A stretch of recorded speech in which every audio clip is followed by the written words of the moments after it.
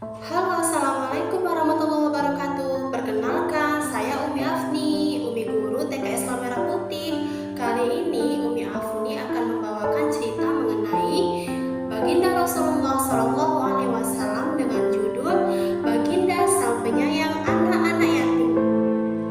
Di suatu hari pada pagi yang sangat cerah, matahari tersenyum menyaksikan aktivitas manusia.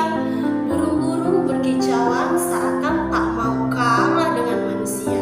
Saat itu adalah 1 Syawal, di mana 1 Syawal itu adalah hari kemenangannya umat Islam.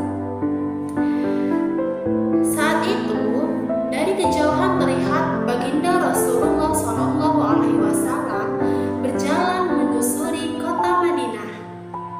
Sesaat Baginda Rasulullah SAW melihat ke suatu arah lapangan yang sangat luas. Di sana banyak anak-anak yang sedang bermain, mengenakan pakaian yang rapi, wajah yang ceria, juga rambut yang rapi. Rasulullah SAW berjalan mendekati mereka. Dep, dep, dep, dep. Sesampainya di lapangan, Baginda Rasulullah ikut bermain bersama mereka. Mereka sangat senang. Mereka tertawa bersama Rasulullah. Hahaha, hahaha. Begitu senangnya anak-anak tersebut hingga Rasulullah pun ikut bersenang. Saat kemudian Rasulullah melihat ke suatu arah di mana terdapat seorang anak laki-laki yang sedang tertunduk menutup wajahnya.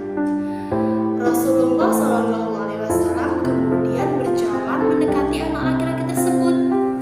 Rasulullah berjalan dengan pelan,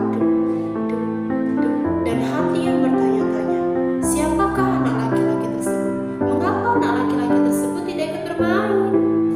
Ini dia anak laki-lakinya.